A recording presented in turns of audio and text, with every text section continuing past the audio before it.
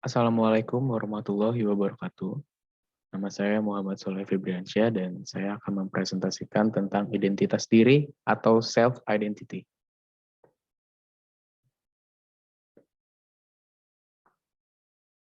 Definisi.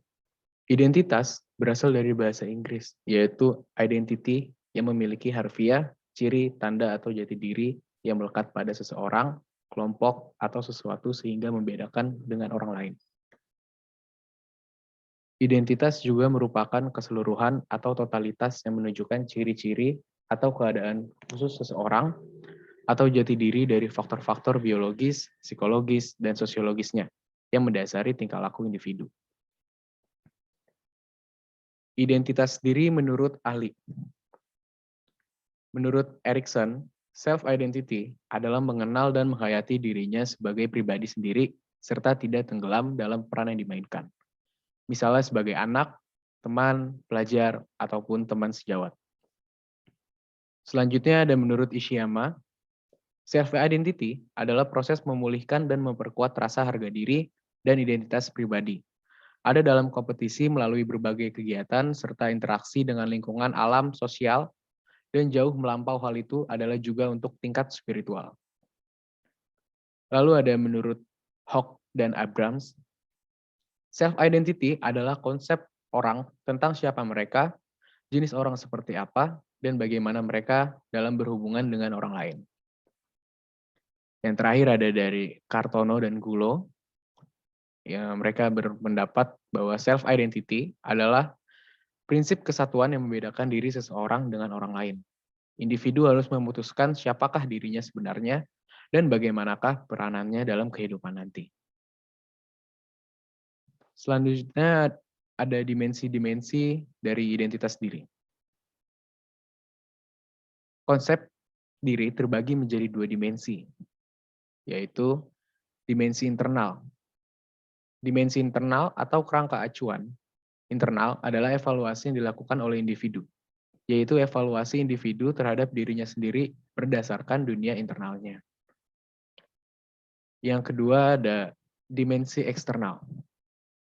Dimensi eksternal adalah individu mengevaluasi dirinya melalui hubungan dan aktivitas sosialnya, nilai-nilai yang dianutnya, dan hal-hal lain di luar dirinya. Dimensi ini adalah berbagai macam hal, seperti yang berhubungan dengan sekolah, organisasi, agama, dan lain-lain.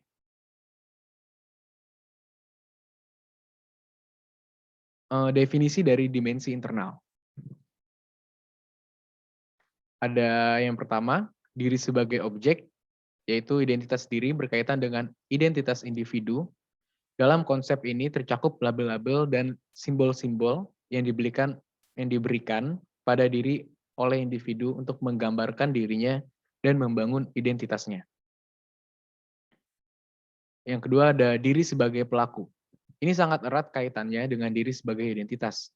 Diri yang adekuat akan menunjukkan adanya keserasian antara diri identitas dengan pelakunya, sehingga ia dapat mengenali dan menerima dengan baik diri sebagai identitas maupun diri pelaku. Yang ketiga ada diri sebagai penilai. Kedudukan diri sebagai penilai adalah menjadi perantara atau mediator antara diri identitas dan diri pelaku. Diri sebagai penilai berfungsi sebagai pengobservasi, penentu standar, serta pengevaluasi. Selanjutnya ada dimensi eksternal, dimensi kedua dalam diri, konsep diri. Yaitu yang pertama ada identitas sosial. Identitas sosial yang dimaksud ialah remaja dan keanggotaan atau eksistensinya secara sosial. Lalu yang kedua ada identitas fisik. Penampilan atau fisik merupakan perhatian penting bagi seorang remaja. Yang ketiga ada identitas personal, yaitu karakteristik personal atau kepribadian remaja merupakan bagian yang juga penting karena selain perkembangan fisik mengalami perubahan besar, tapi pada saat yang sama kepribadian remaja pun juga mengalami perubahan seperti konsep diri, juga kematangan emosional serta intelijensi. Yang keempat ada identitas keluarga.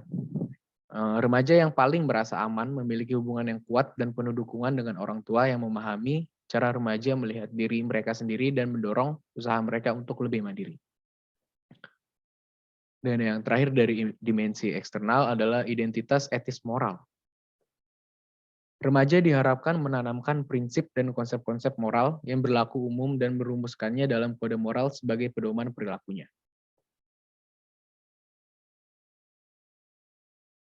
Berikut adalah jenis-jenis konsep diri. Setiap individu memiliki pandangan yang berbeda dalam menerima dirinya atau menerima pendapat dari individu lainnya terhadap dirinya. Sehingga konsep diri yang muncul pasti berbeda, dan ciri konsep diri juga berbeda. Ada dua macam dari konsep diri, yaitu konsep diri positif dan konsep diri negatif. Konsep diri positif. Konsep diri positif adalah ketika seseorang yang sangat mengenal dirinya sendiri sehingga menjadi positif terhadap dirinya sendiri dan dapat menerima keberadaan orang lain. Konsep diri yang positif lebih menuju ke penerimaan diri daripada kebanggaan kepada diri sendiri. Seseorang konsep diri yang positif akan merancang tujuan berdasarkan kenyataan, yaitu memiliki probabilitas yang tinggi untuk mencapai tujuan dari pencarian diri. Lalu ada konsep diri negatif. Konsep diri negatif adalah perasaan negatif tentang diri sendiri. Orang dengan konsep diri ini akan merasa bahwa karakternya tidak sebaik orang lain. Hal ini terjadi karena individu itu menghadapi informasi tentang dirinya yang tidak dapat mereka terima dengan baik. Konsep diri negatif juga dapat menyebabkan depresi, kecemasan emosional, dan kekecewaan.